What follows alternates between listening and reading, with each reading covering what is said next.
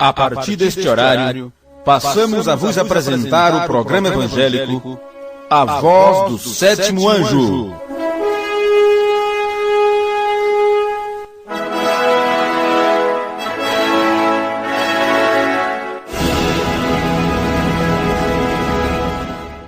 E que este templo seja santificado pela Tua Palavra, e que possamos, neste dia tão agradável, quando o sol brilha sobre nós, podermos sentir o bater das asas do sol da justiça, da grande pomba, o Espírito Santo, que traz salvação sobre suas asas.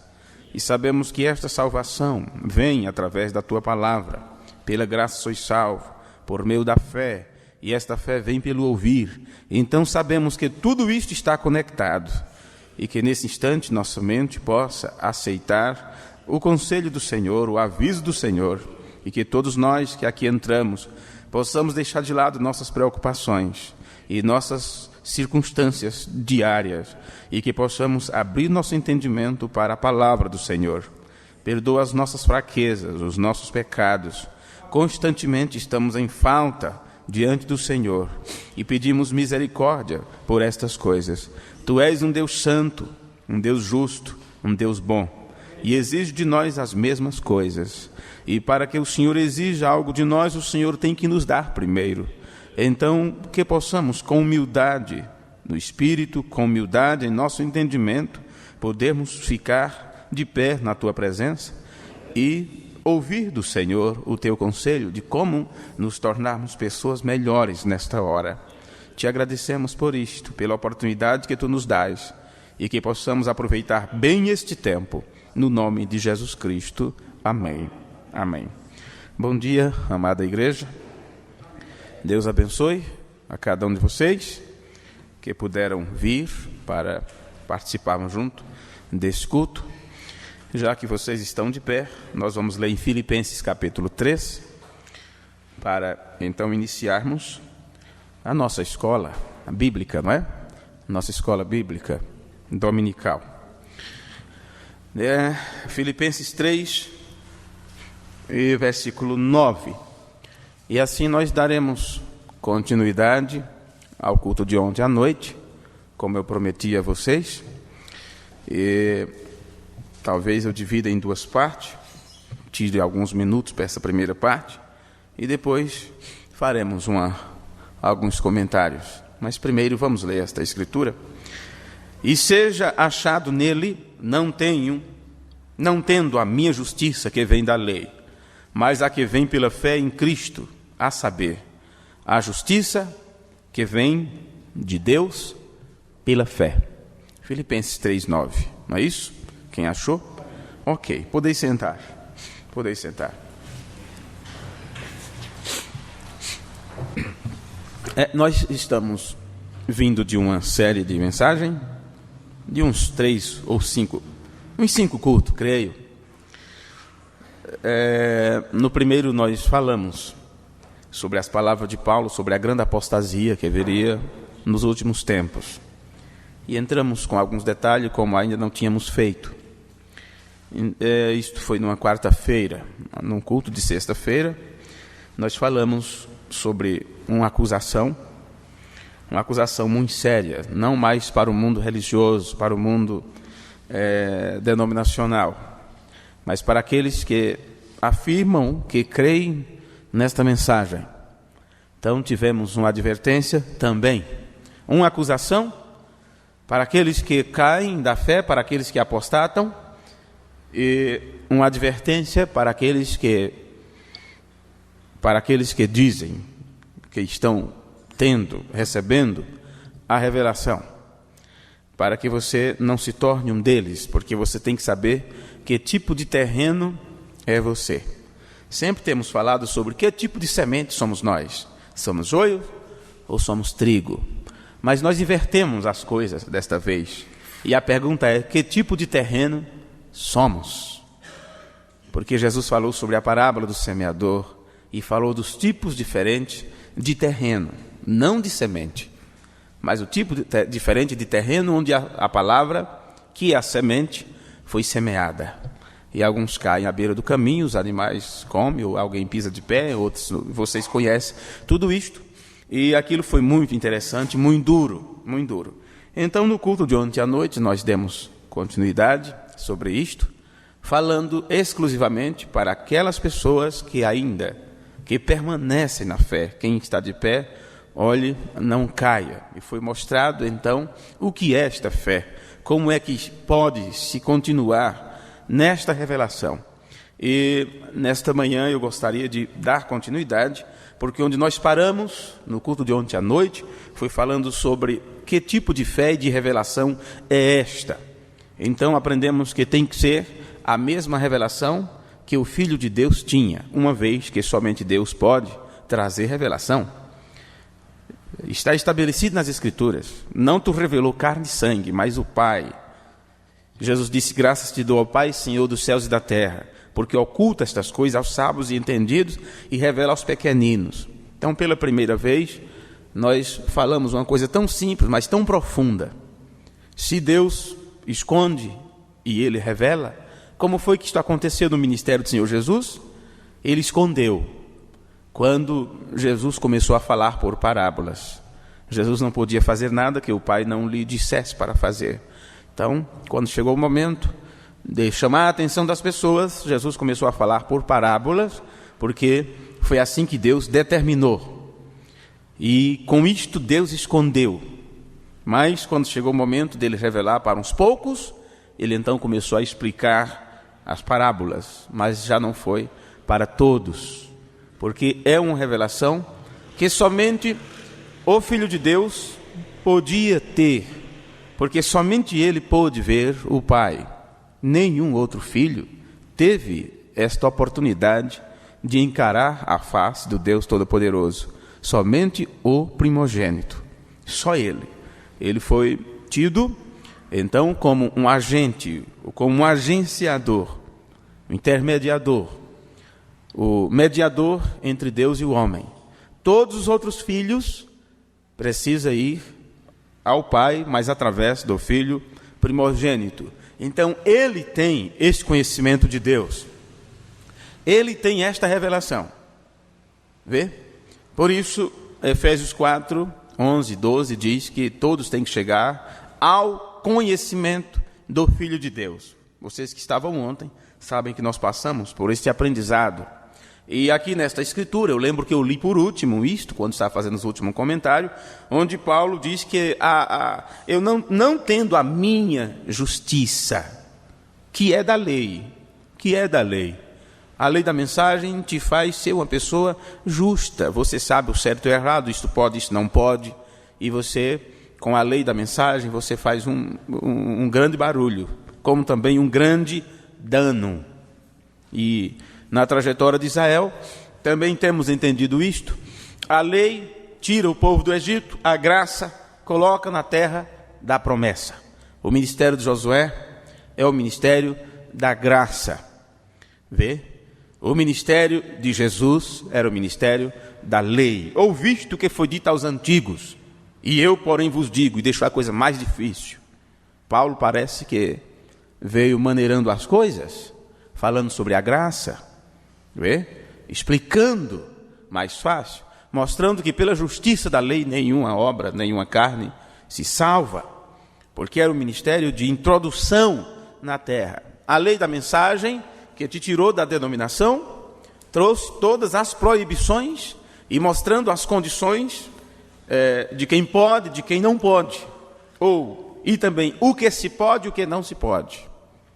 E com esta lei foi mostrada a diferença entre o certo e o errado, mas quando chega o momento de se introduzir na terra do Espírito, no cumprimento da promessa, você descobre que todas essas proibições não faz você chegar lá do outro lado, porque com todas as proibições e com a aplicação da lei, da palavra, da lei, da mensagem, as pessoas se tornaram farisaicas. Eu posso, ele não pode. Eu tenho ministério, ele não. Eu fui chamado, ele não foi. Eu fiz, ele não tem conseguido fazer. E assim vai. E assim vai o julgamento, o apontamento de dedo e todas as coisas. E outra vez, a graça entra em atuação e aqueles que não tinham dignidade própria, como o publicano, estes saem justificados. E assim sucessivamente. Não vamos entrar em detalhe, porque eu não posso sair do tema que estávamos vindo ensinando, para vocês verem que isso pode abrir um leque muito grande. Mas Paulo disse, não tendo a minha justiça que vem da lei, mas a que vem pela fé em Cristo, a saber, a justiça que vem de Deus pela fé. E eu disse ontem, é aqui que nós temos que ter a nossa segurança. Não no que fazemos, mas no que Ele tem feito por nós. Você que trouxe sua Bíblia, você quer ler juntamente comigo algumas escrituras? Vamos ver em Gálatas capítulo 2, versículo 16. Gálatas 2,16. Tem uma Bíblia aqui, não sei de quem é. Gálatas 2,16. Gálatas 2,16. O livro de Gálatas está depois de 2 aos Coríntios, antes de Efésios. Gálatas 2,16. Sabendo que o homem não é justificado pelas obras da lei, mas pela fé em Jesus Cristo. Ontem eu fiz a mesma pergunta que vocês sabem a resposta. O que é fé? Revelação. É algo que é revelado a você. Ou é um entendimento que Deus te dá. Veja. Mas pela fé em Jesus Cristo. Temos também crido em Jesus Cristo para sermos justificados pela revelação em Jesus Cristo. Alguma tradução está ainda mais clara. Diz, pela revelação de Jesus Cristo. Vê? E não pelas obras da lei. Porquanto pelas obras da lei nenhuma carne será justificada. Veja, você percebe, Paulo diz, nossa fé em Jesus Cristo. Não nossa fé em Jesus Cristo. Porque a fé que eu tenho, isso não nos leva a nada. Por isso que precisávamos de um profeta para nos mostrar essa diferença. Você pode estar lendo na sua Bíblia a fé em Jesus Cristo, mas William Branham nos mostrou a verdade dessas palavras, a dificuldade que se tem nessas traduções. O irmão Branham disse que é a fé de Jesus Cristo. Vê? A fé de Jesus Cristo. Mas por sua fé, é pela fé dele que somos justificados. Não a nossa fé nele, mas é a fé dele em nós. Vê? Em Gálatas 2:20, mais um pouco na frente, você vai entender melhor.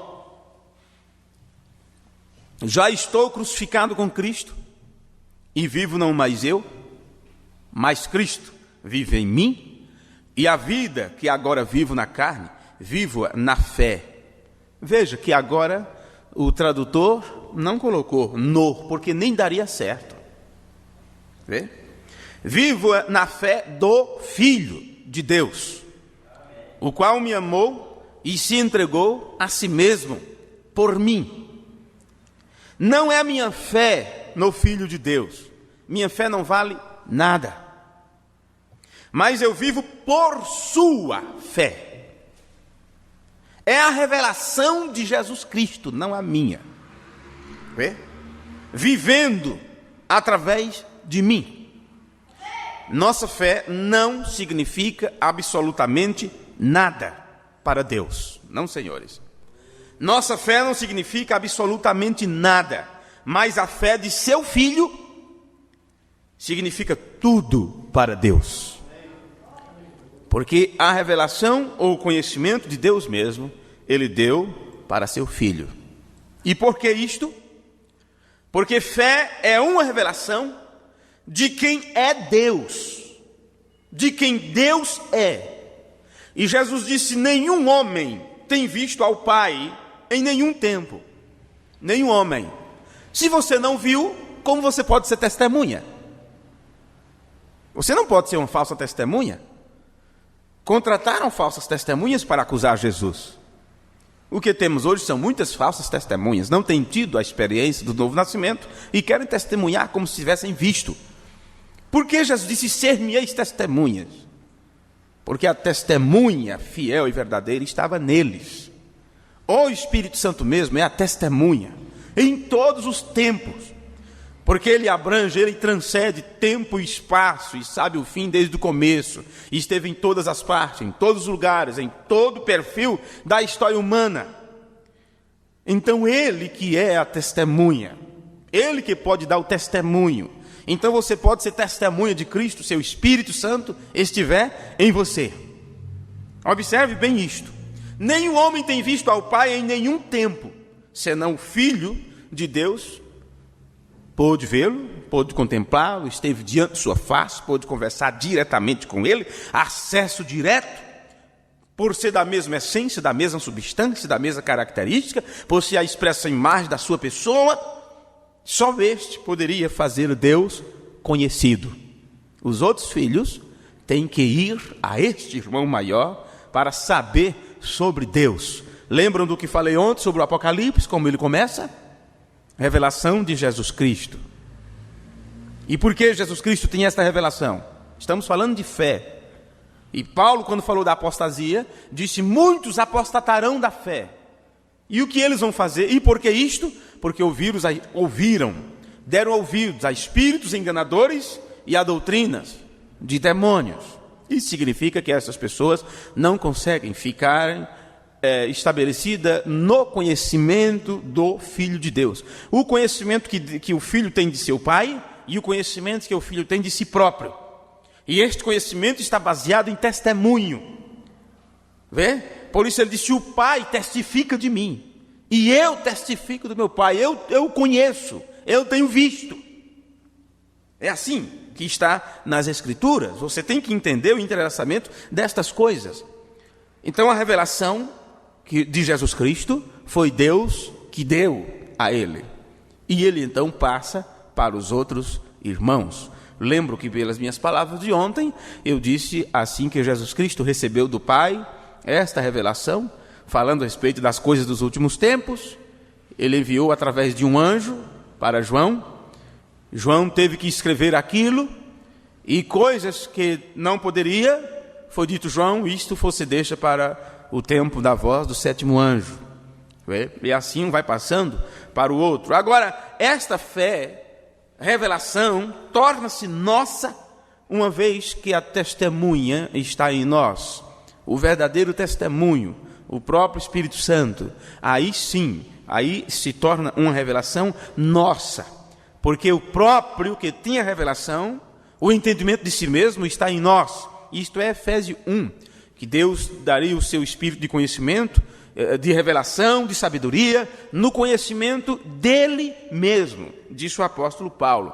Isto significa que, sem a declaração desse Deus invisível ao mundo, através do agenciador, da agência, da intermediação do seu Filho visível, ninguém poderia saber, inclusive, a quem adorar. Deus, o Deus invisível, através do seu Filho visível, trouxe então o conhecimento de si mesmo.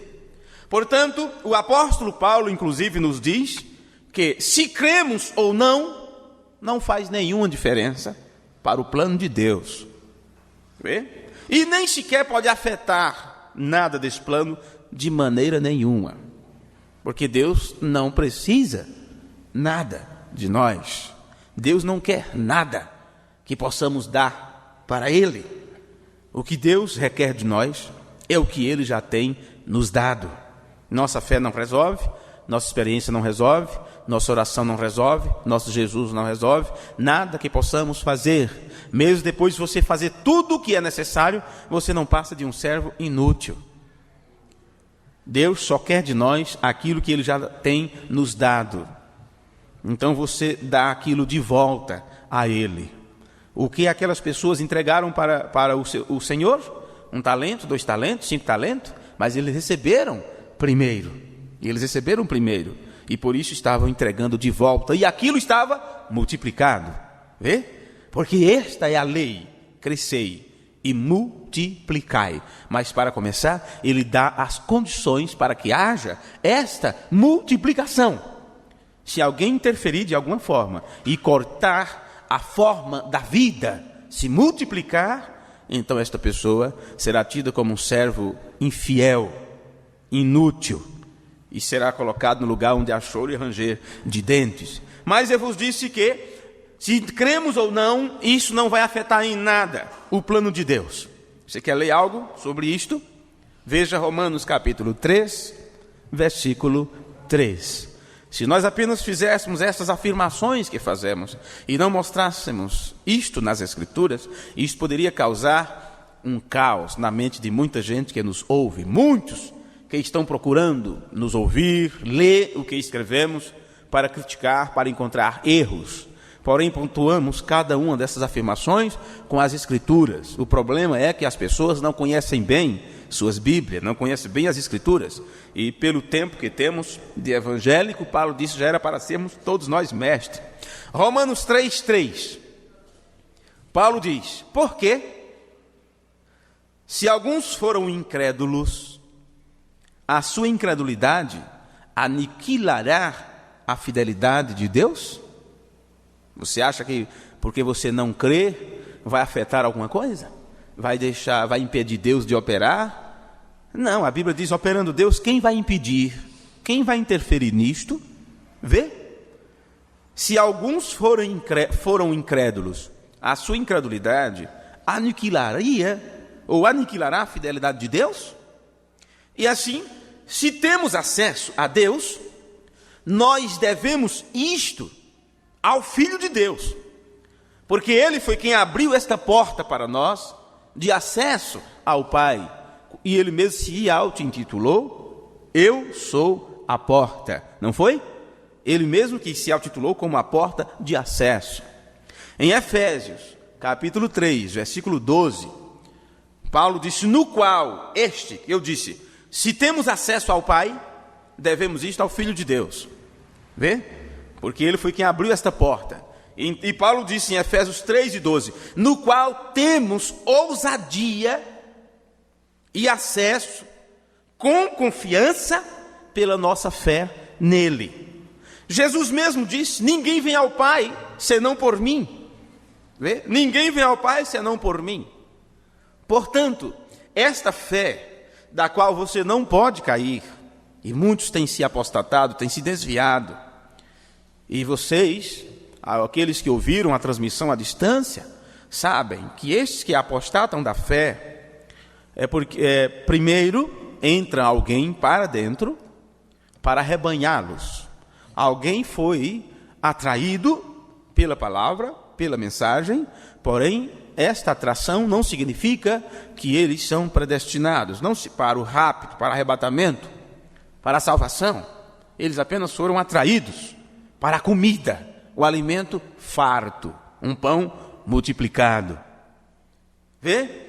Mas o que acontece? Eles não têm semente. E estas pessoas não podem aprender aos pés do quíntuplo de Efésios. Então tem que vir aqueles para arrebanhá-los, para cuidar deles.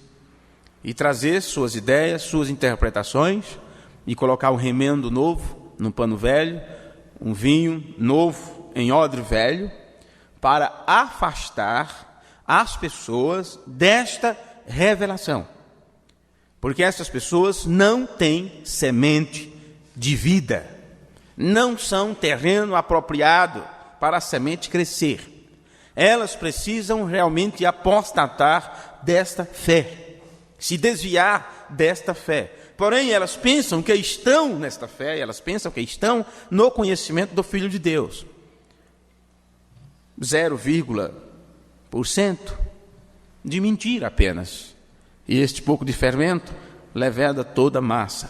Porque tudo que tem de verdade ali estará dando sustentação a uma mentira. E isto acabará com tudo, produzirá um falso novo nascimento. Vê? Pois bem, esta fé de fato, vamos pensar com letras maiúsculas, a fé de Cristo, é muito importante para nós. entendermos isto. E Paulo escreveu em 2 aos Coríntios, capítulo 13, versículo 5. Examinai-vos a vós mesmos, se permaneceis na fé. Examinai-vos a vós mesmos. Veja, não só fé, mas aqui está tratando de a fé, a revelação de Jesus Cristo. E ele diz: provai-vos a vós mesmos, ou não sabeis quanto a vós mesmo. Prove a si próprio, ou você não vai saber quem você é. Que Jesus Cristo está em vós, se já é que não estáis reprovados. A menos que a pessoa já se desviou e não sabe, não conhece a si próprio, não sabe nada de si mesmo. Agora, como já temos dito, esse é o ministério quíntuplo. Esse trabalho é do ministério quíntuplo que te faz chegar a esta fé, a esta revelação, esta mesma fé de Jesus. E é com esta fé de Jesus Cristo que você converte-se em um filho de Deus em pleno amadurecimento e deixa de ser menino. E deixa de ser menino. Babá pode cuidar de menino. O pai tem que estar com aquela preocupação para não cair, trocar a fralda, fazer a mamadeira e arranjar alguém para dar uma força, para ajudar. Mas chega-se um momento que tem que cuidar de si próprio. Tem que cuidar de si próprio.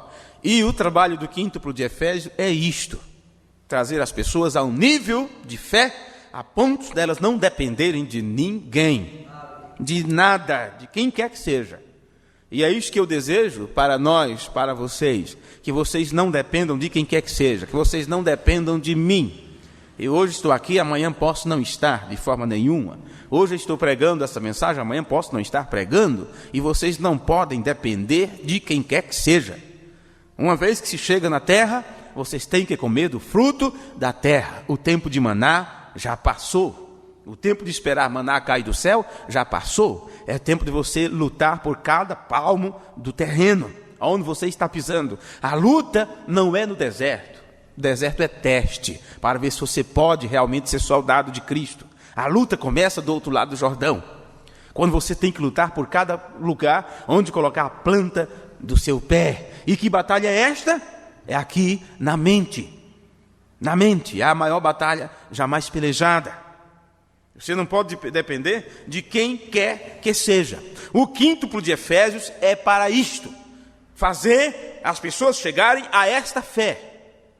Essa mesma fé de Jesus, que é a única que pode te converter em um filho de Deus maduro.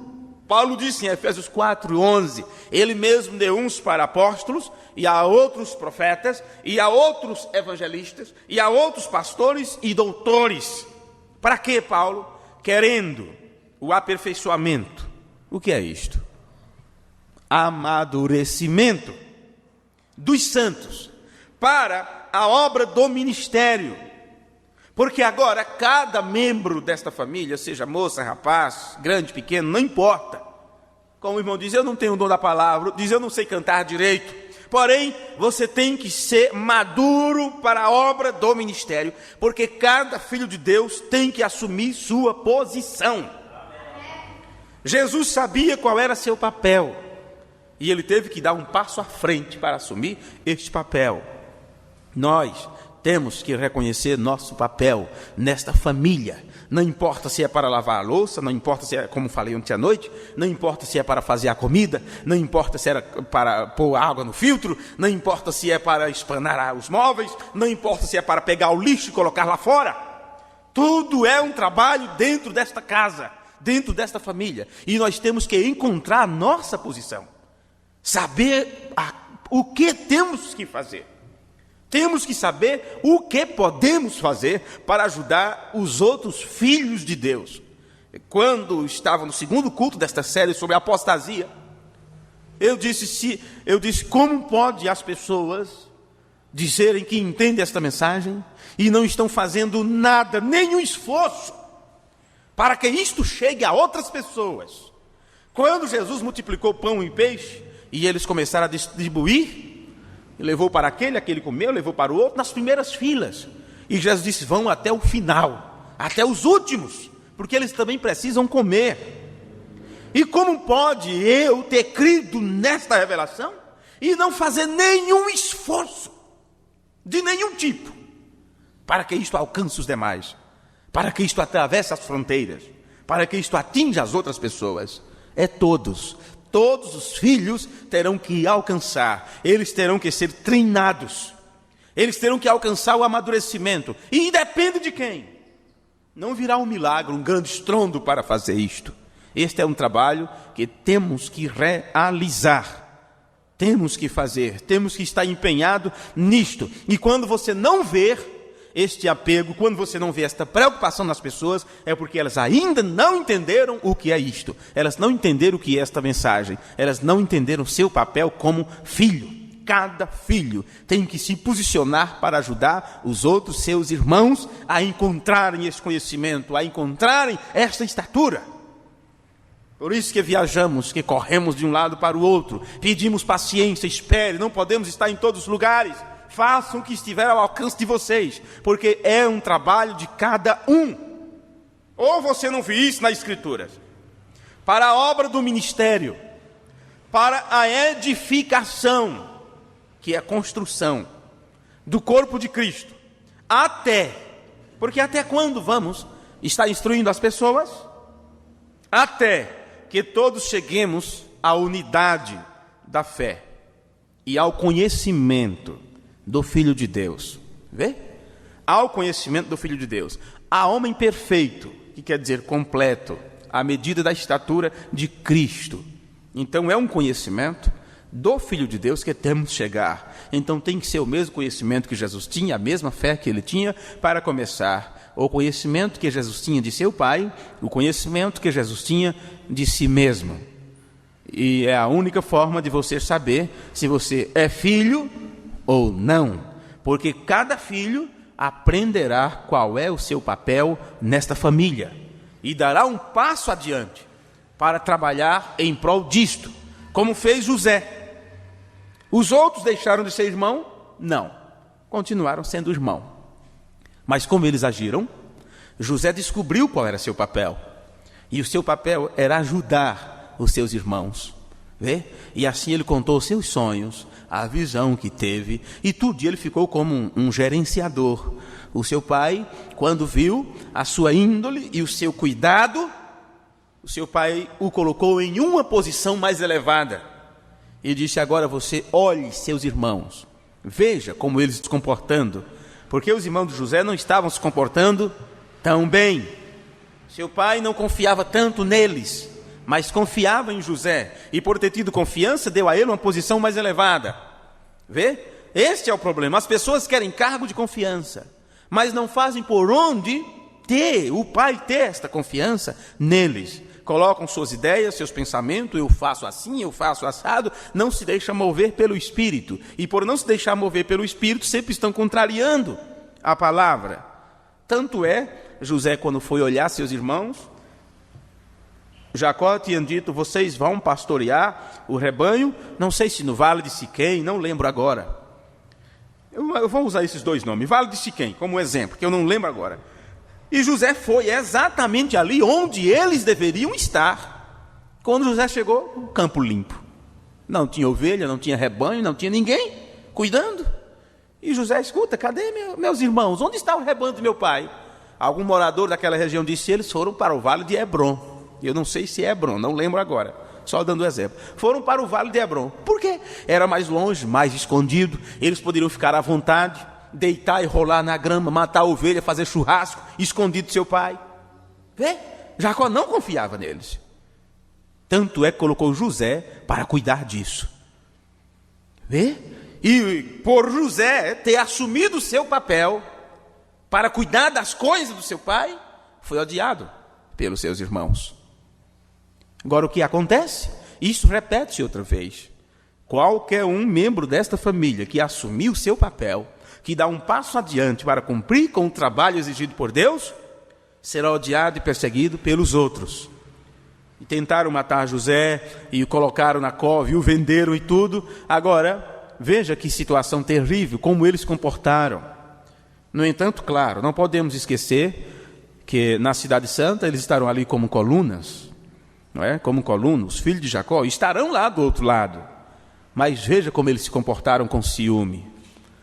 Não estou dizendo que essas pessoas não serão salvas, mas eles não terão a recompensa ou o galardão que os outros terão. Tanto é que muitos serão deixados para trás, não terão a bem-aventurança da primeira ressurreição, porque eles não cumpriram com sua parte, não encontraram seu papel nesta grande família. Falamos disso ontem a respeito das virgens nécia.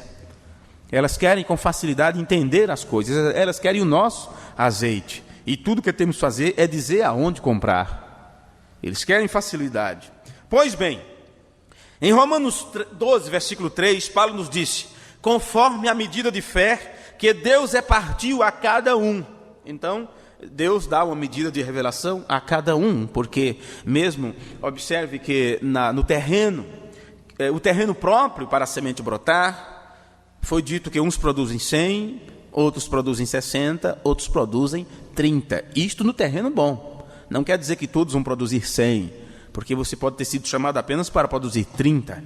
Mas, no entanto, que você esteja produzindo de acordo, segundo a medida da fé que Deus te deu. Mas aqui nos está dizendo que temos que chegar à mesma medida que Jesus tinha.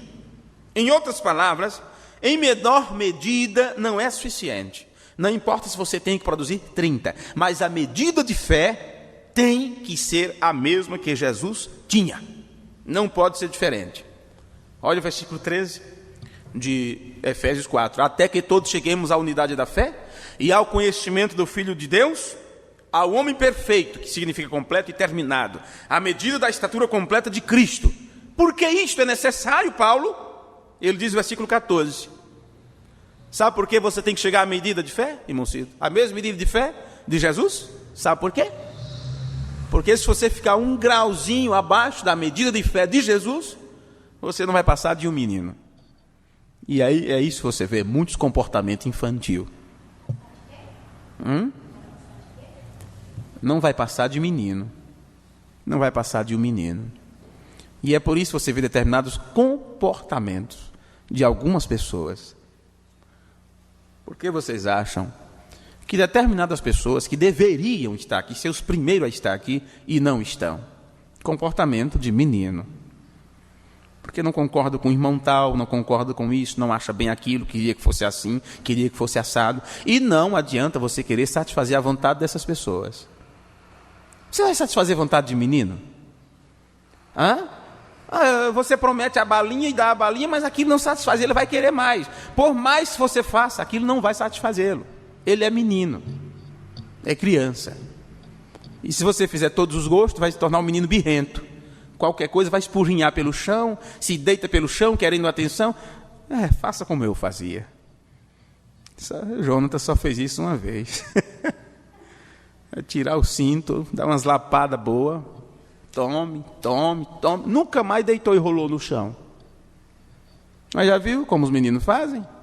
Você está segurando pelo braço e ele vai para lá e para cá e não sai do canto, começa a rodar pelo chão, e você olha e o povo começa a olhar para você, e vamos meu filho, e ele se deita e rola no chão. Dê uma tabiculada boa, ele nunca mais faz aquilo. É assim que tem que ser feito. Foi isto que eu fiz aqui no culto passado, creio na outra vez que eu estive aqui, quando eu preguei, o discípulo não é maior do que o seu Senhor. Vocês sabem do que eu estava falando, não é? Aquilo é comportamento infantil, de menino, de determinadas pessoas. E você nem procure satisfazer os desejos e a vontade. Se não querem crescer, se não querem se tornar responsável, é culpa deles, é problema deles.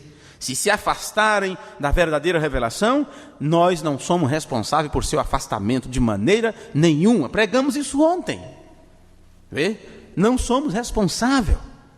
Cada um tem que assumir a responsabilidade, cada um tem que crescer nesta fé, tem que crescer nesse conhecimento. Você não vai levar ninguém para o céu, nenhum você vai levar nas costas.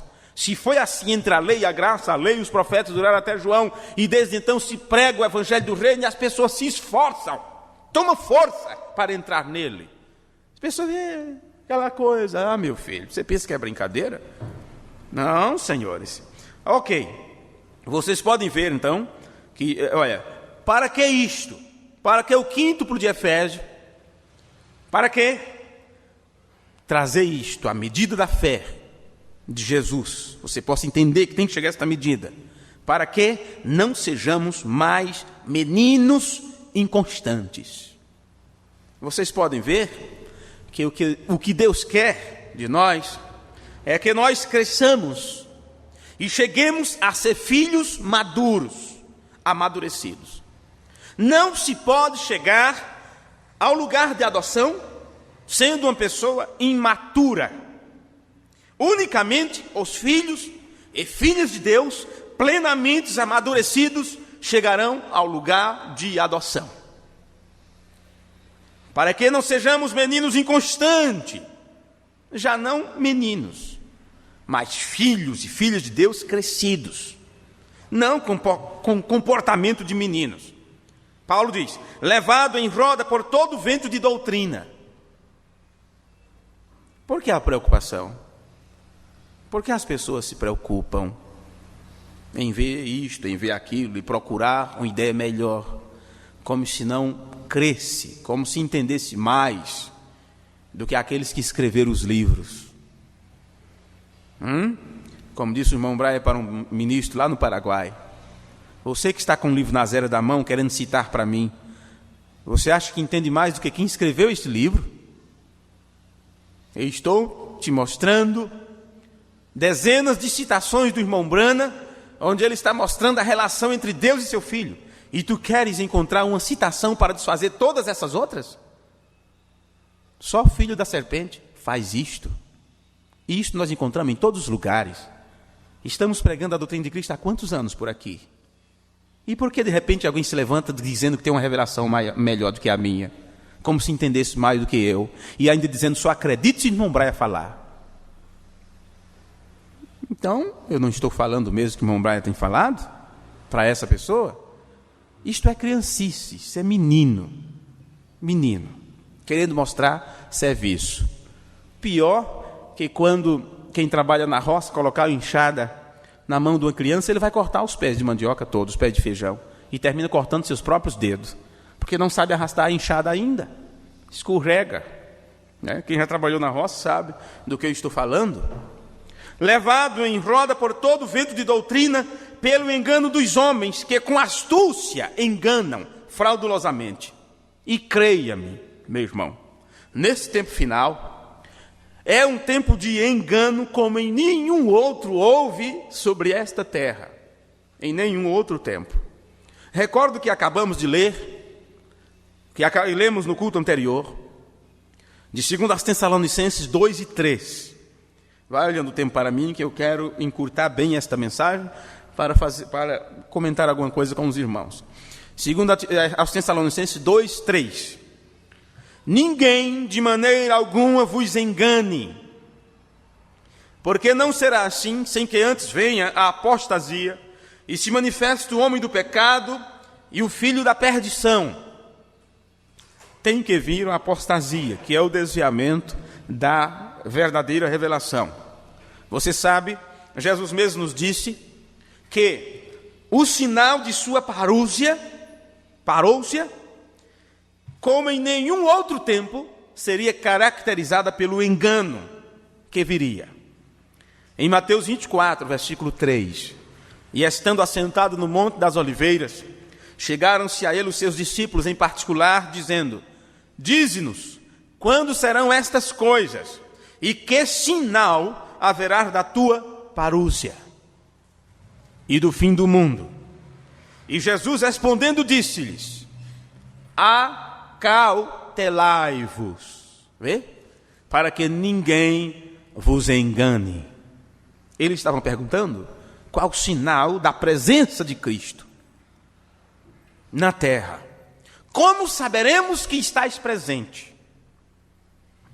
Como saberemos que vai estar presente? Porque eles sabiam que era algo invisível. Como saberemos? E ele disse, acautelai-vos, para que ninguém vos engane. Então, a parúcia de Cristo, a presença de Cristo aqui na terra, um sinal proeminente disto era o engano que viria nas pessoas. De maneira que no tempo da parúcia será um grande tempo de engano. Agora, o que dirão eles para enganar as pessoas? Como farão para enganar? Jesus fala no versículo 5 de Mateus 24: porque virão muitos em meu, para o nome pessoal, não é? Nome, é o nome de Jesus. O batismo é em nome de Jesus. Essas pessoas creram nisto, no nome de Jesus, e virão neste nome, e dizendo: eu sou Cristo. Eles não dizem eu sou Jesus, mas dizem eu sou Cristo, eu sou ungido, eu fui chamado, eu tenho um ministério, Deus me levantou, olha o trabalho que eu tenho feito, segue-me. E atrai as pessoas para si. E a muitos enganarão, disse Jesus. Assim, é como muitos serão enganados. E estes que serão enganados, eles se desviam da fé, da revelação. Eles chegam a provar, a ter companheirismo com o Espírito, porém eles são enganados, para se distanciarem, para apostatarem disso. No versículo 10, diz: neste tempo, muitos serão escandalizados. O que é isto? Escandalizar. Em outra tradução diz: se ofenderão. Com facilidade se ofendem. Se não fizer do jeito que querem, se ofendem. Talvez alguns irmãos estejam ofendidos, e eu sinto muito por tê-los ofendido. Porque talvez gostariam que eu estivesse fazendo culto em suas casas. No entanto, a direção que Deus nos tem dado foi utilizar isto aqui que foi oferecido. E talvez alguns irmãos estão ofendidos, escandalizados. Sinto muito. Não vou, de forma nenhuma, utilizar a forma que Deus tem nos dirigido a fazer para entender, para atender necessidades individuais de cada pessoa. A direção que tive para trabalhar com os irmãos, depois de ter ficado esperando, não somente 1 ano, mas mais de 2 anos.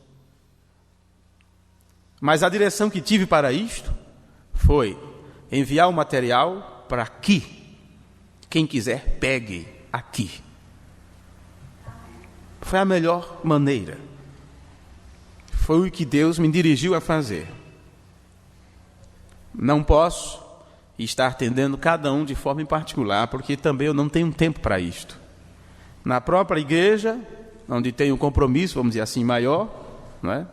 Deveria estar mais presente ali, porque é o povo que está dando a sustentação para que eu possa estar viajando, possa levar essa instrução aos demais.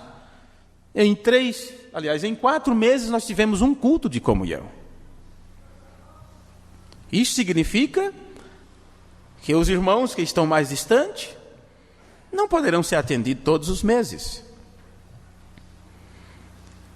Os próprios cultos que tivemos durante todo o mês de março, nas viagens que tivemos em outros países, até agora, eles não obtiveram cópias. Eu não tive tempo de fazer isto. Não tem como você fazer tudo.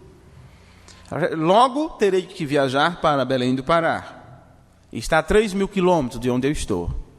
Os irmãos ali estão me aguardando. E o que vou fazer lá? Hã? Sim, está uma fila, né? O que vou fazer nesse lugar tão distante? Deus mostrará ali uma forma de trabalhar. Primeiro eu vou sentar com cada um daqueles irmãos que há 2 anos praticamente estão estudando juntamente conosco. Mas eu quero ouvir cada um deles, as reclamações de cada um, a necessidade de cada um, e esperar que Deus nos dirija de como trabalhar com esses irmãos. E dependendo como for, deixarei um ali estabelecido para cuidar dos outros, para instruir aos outros. E aí tudo que eu fizer será através dessa pessoa, porque é um padrão que tem sido estabelecido. A forma que temos encontrado de trabalhar. Em cada lugar, só necessitamos de um que esteja bem instruído, um que seja humilde o suficiente para não colocar diante das pessoas seus próprios pensamentos, mas que esteja com a responsabilidade de passar todo o recado de Deus. Então, através desta pessoa, poderemos trabalhar e ajudar os demais irmãos. É mais fácil do que você ter 50 ou 100 te procurando. Então, você atende a um, e este um leva para os demais irmãos. E com isto, não fica meu nome em um trabalho. Com isto, não fico como um grande homem. Não, senhores. Delegaremos trabalhos, poderes para as pessoas, para que elas possam também encontrar seu papel nesse trabalho e levar isto adiante. Vê? Se temos aqui este lugar, se temos aqui irmãos simples, irmãos humildes, que estão dispostos a ajudar a levar isto adiante, então não tem nada melhor a ser feito, a não ser os irmãos interessados nessa região procurar aqui. Vê? Tudo que for necessário virá para aqui. E qualquer pessoa poderá vir aqui e pegar a sua parte. Se não querem isto, então o que posso fazer com essas pessoas? Não poderei fazer nada. Sinto muito, não posso fazer nada. Vê? Ok, mas continuando. Nesse tempo, muitos serão escandalizados. Se ofenderão. Ofendido. E a palavra grega para ofender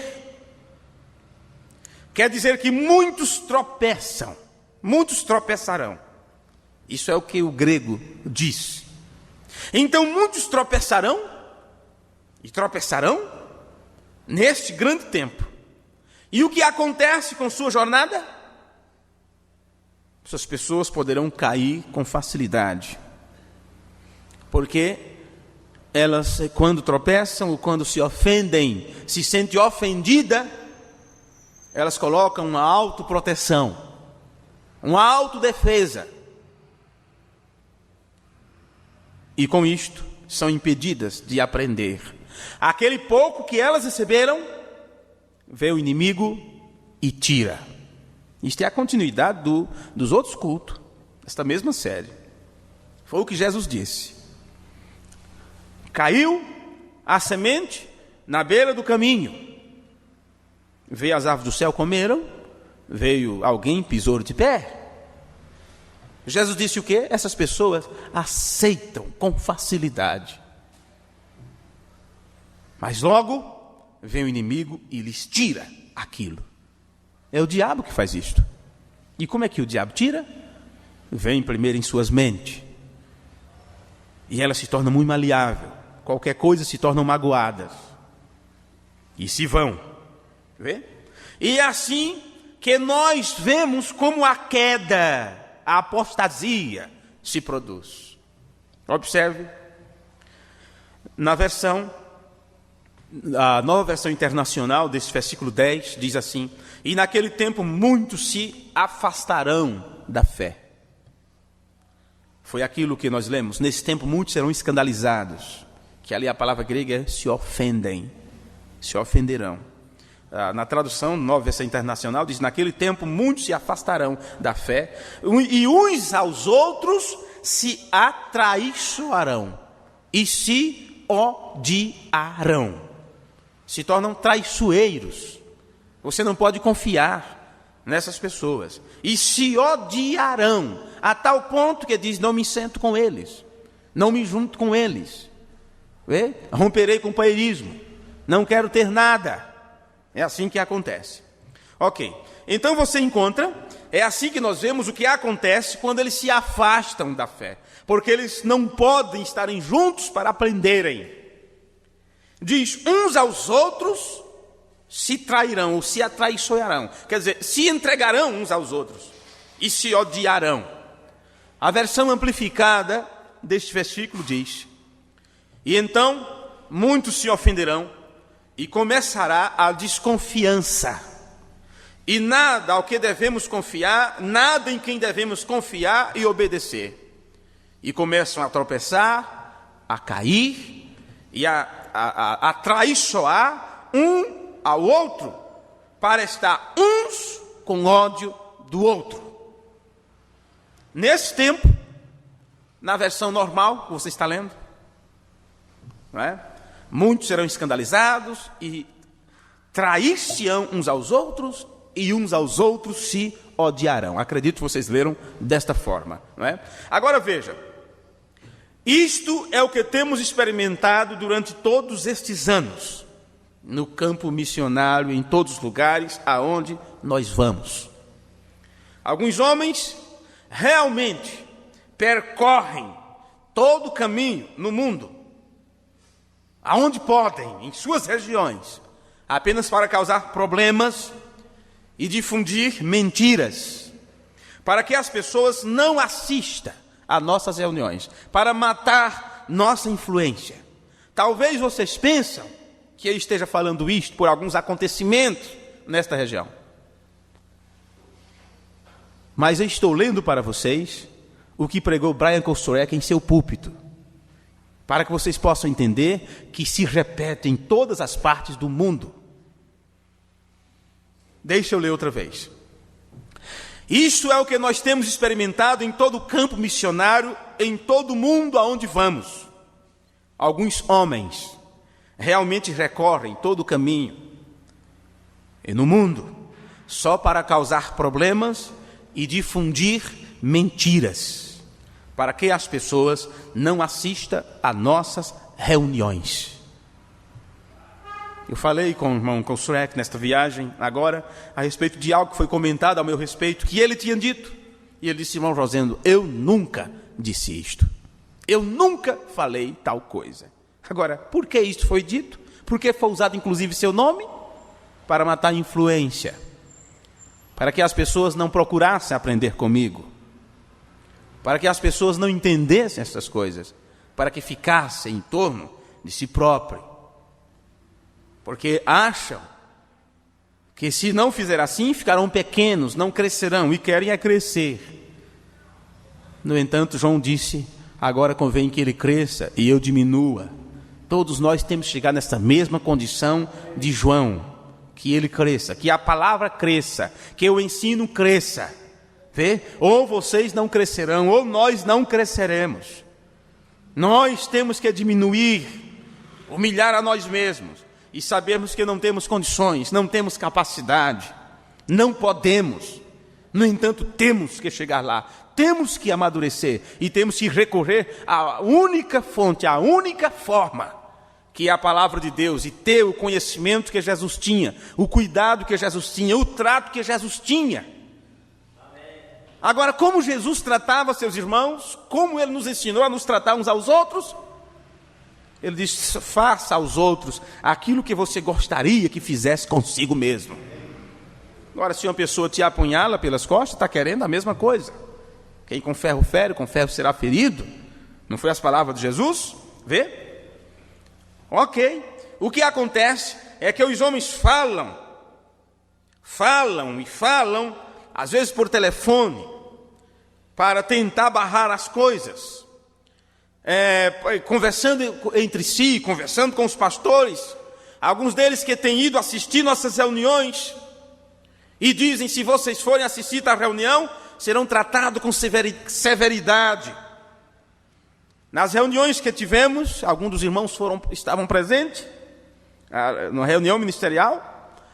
Alguns ministros me procuraram de forma escondida, não abertamente, fazendo pergunta, querendo se inteirar de alguma coisa, para que não fosse tratado com severidade pelos outros, não fossem chamados de herege, de ismo, de dualista, e todas essas coisas pejorativas que eles chamam. Vocês dizem: isso não pode ser na mensagem. Não me diga que essas coisas estão acontecendo lá fora. Não, senhores. Temos experimentado isso em primeira mão. Em algumas regiões, em alguns lugares, onde temos ido com a doutrina de Cristo, os distribuidores que distribuem a mensagem que trabalham para a gravação da voz de Deus, eles têm enviado circular para os ministros associados e dizem: se vocês forem a essas reuniões, não receberão mais a mensagem, não receberão mais os livros, para que os pastores para que eles não vá até as reuniões para aprender. Uma das coisas que o irmão Brian disse para nós foi a respeito do distribuidor da voz de Deus aqui no Brasil.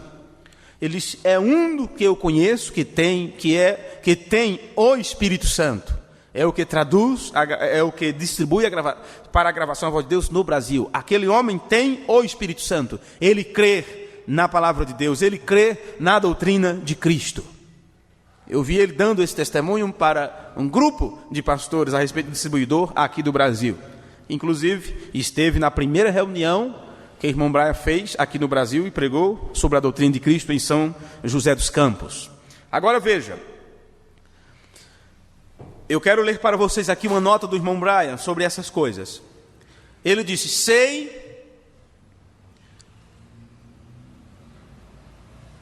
deixe-me ver aqui como está.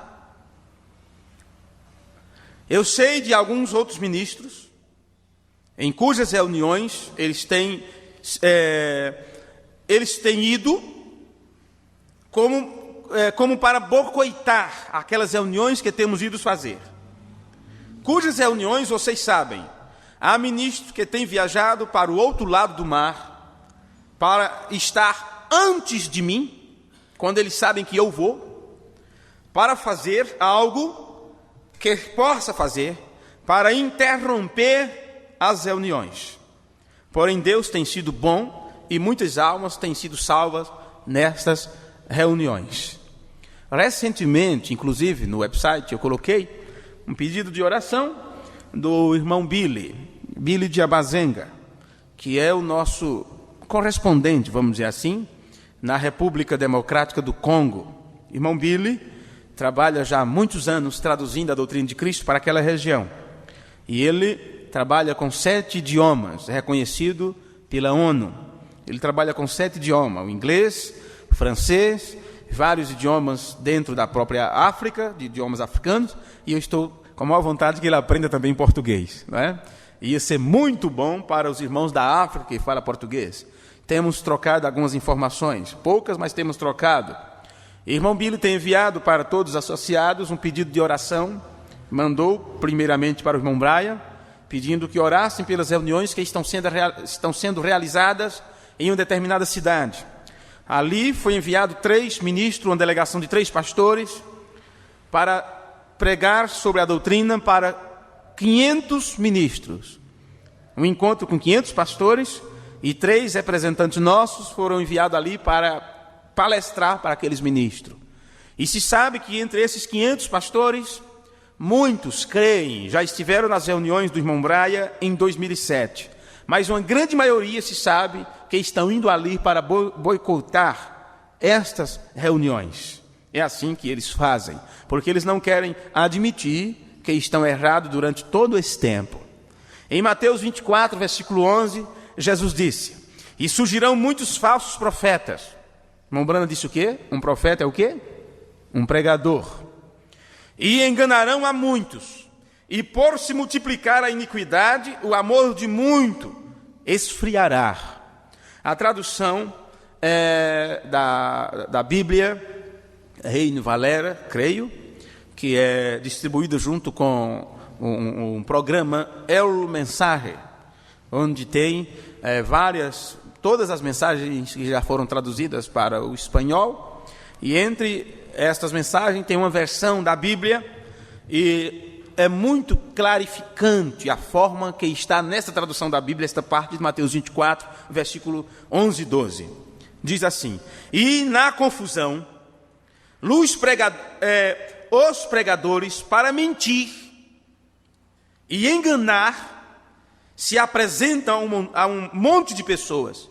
Para muitos outros, a sua forma de propagação do mal ao fazer isto, nada de amor, porém apenas um montão de aqui tem uma palavra que eu não consigo entender agora, é cenizas, porque está em espanhol isto aqui. E agora eu não sei dizer para vocês o que significa isto. Porém, a forma que ele mostra nesta confusão, cheios de pregadores para mentir e a enganar as pessoas. Porém, eles não sabem que estão mentindo, eles não sabem que estão enganando. É o mesmo que aconteceu com Eva. A serpente me enganou e eu comi. E uma vez que você é enganado, você faz pensando que está fazendo o certo. Vê? E assim nós vemos que Jesus tem profetizado que não haverá amor fora dos eleitos de Deus. Não há verdadeiro amor a não ser nos eleitos de Deus. No sermão, ele cuida. E você? No parágrafo 38, o irmão Branham diz: você sabe, a Bíblia fala que não haverá amor nos últimos dias, senão apenas entre os eleitos. Ora, você sabe que os eleitos é um pequeno número de pessoas. O resto ficarão para a grande tribulação, o resto serão deixados para trás. Nestes não há amor. Vê? Para começar, este é o amor de Deus, que guardeis os seus mandamentos. Se não vai no rapto, vocês acham por quê? Porque guardaram os mandamentos? Não havia amor. Não, senhores, para começar, falta azeite, tipo do Espírito, que é Deus, que é amor. Olha as palavras do irmão Branham. Você sabe, a Bíblia fala que não haverá amor nos últimos dias, senão somente entre os eleitos. Isso é correto. A Bíblia fala disso, que o esposo estaria contra a esposa, e a esposa contra o esposo, os filhos contra os pais. Somente entre os eleitos do Senhor haverá ficado algo do amor. Vê? Versículo 13 de Mateus 24. Mas aquele que perseverar até o fim será salvo. Amém. Vê? Aquele que perseverar até o fim. Não se pode enganar o Espírito Santo, de maneira nenhuma. Vê? Não se necessita ter a ciência. Não precisa ser cientista para saber quando um homem está mentindo. Não, senhor. Tudo o que se necessita é o Espírito Santo em você. Aí você saberá. Em João 1,12 diz: todos quantos o receberam, deu-lhes o poder de serem feitos filhos de Deus aos que creem no seu nome. Isso significa que esses filhos podem receber algo, uma possibilidade, um poder que os leva a tomar a decisão correta, sem medo, sem temor. Ele sabe, isso se trata de fé. Você não está dando um pulo no escuro. Alguns dizem, inclusive já falei isso muitas vezes, fé é você dar um salto no escuro, sabendo que cairá nos braços de Deus. No entanto, esse escuro não há para você, porque ele te iluminou, ele iluminou os olhos do teu entendimento. Você sabe o que está fazendo. Quando você se posiciona pela verdade, quando você se posiciona pela palavra, você sabe o que está fazendo, porque você está dando um passo de fé. E fé é algo que Deus tem revelado a você. Revelado quer dizer descoberto, às claras, esclarecido. Você sabe o que está fazendo. Amém? Vamos concluir esta parte, colocando-nos de pé. Vê? Agora, sem que o germe de vida esteja em você, você não pode, de forma nenhuma, chegar a este conhecimento.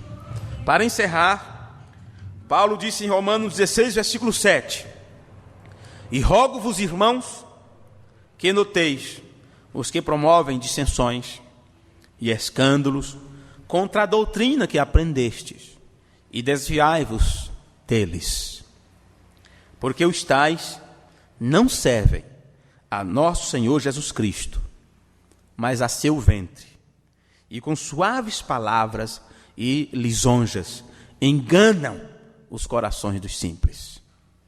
Está dado o recado? Amém?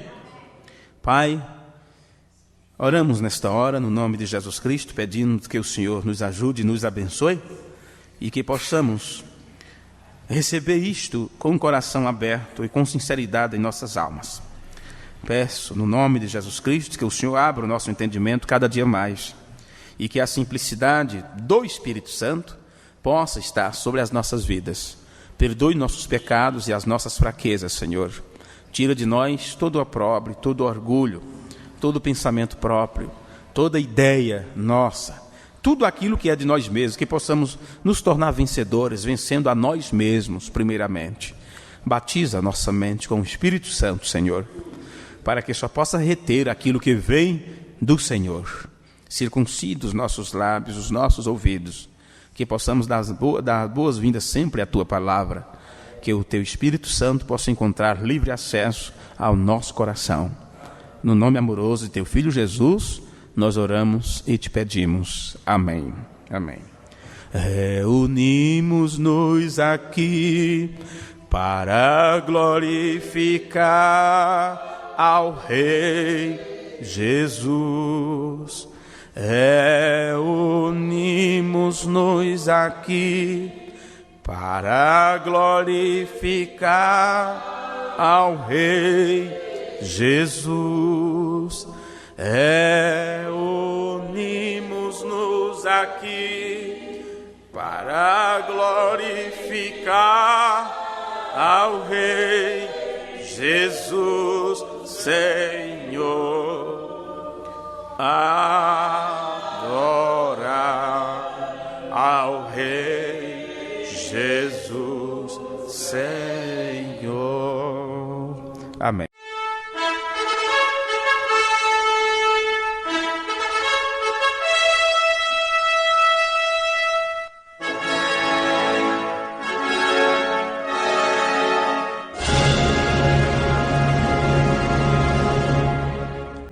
Mas nos dias da voz do sétimo anjo, quando ele tocar a sua trombeta, se cumprirá o segredo de Deus, como ele anunciou aos seus servos os profetas. Apocalipse, capítulo 10, versículo 7.